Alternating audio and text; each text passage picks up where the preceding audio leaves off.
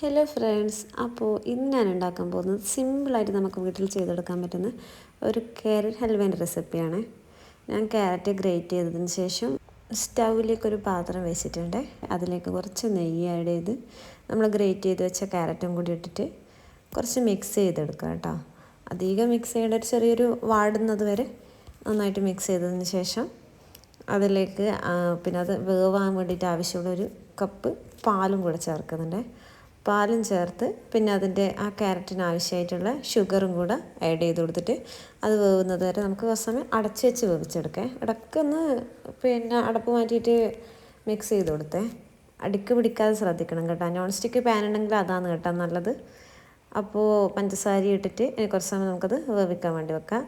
അതായൊരു പാല് വറ്റി ഏകദേശം ക്യാരറ്റ് വെന്ത് ഈ ഒരു കൺസിസ്റ്റൻസി ആകുമ്പോൾ നമുക്ക് മിൽക്ക് മെയ്ഡ് ആഡ് ചെയ്യണേ.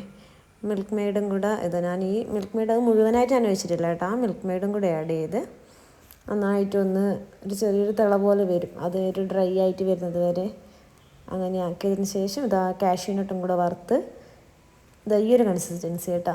മിൽക്ക് മെയ്ഡ് ഒഴിച്ച് ഈ ഒരു കൺസിസ്റ്റൻസി ആകുമ്പോൾ നമുക്ക് പിന്നെ ഫ്ലെയിം ഓഫ് ചെയ്യാം. അതിലേക്ക് ഈ വറുത്ത് വെച്ചിട്ടുള്ള കാഷ്യൂനട്ടും കൂടെ ചേർത്ത് നന്നായിട്ടൊന്ന് മിക്സ് ചെയ്തെടുക്കുക. അതിന് ശേഷം നല്ലൊരു ബൗളിലേക്ക് മാറ്റി വേണ്ടിക്ക് നമുക്ക് ഗാർണിഷിനായിട്ട് കുറച്ച് ബദാം ചെറുതായിട്ട് കട്ട് ചെയ്തതും കൂടെ ചേർത്ത് നമുക്കിത് വാനില ഐസ്ക്രീമിൻ്റെ എല്ലാം കൂടെ ഒരു സ്കൂപ്പ് എടുത്ത് ഒരു സ്കൂപ്പ് ഐസ്ക്രീമും കുറച്ച് ക്യാരറ്റ് ഹൽവയും എടുത്തിട്ട് കഴിക്കാനും ഭയങ്കര ടേസ്റ്റാണ്. അപ്പോൾ എല്ലാവരും ഒന്ന് ട്രൈ ചെയ്ത് നോക്കുക. സൂപ്പർ റെസിപ്പിയാണ്.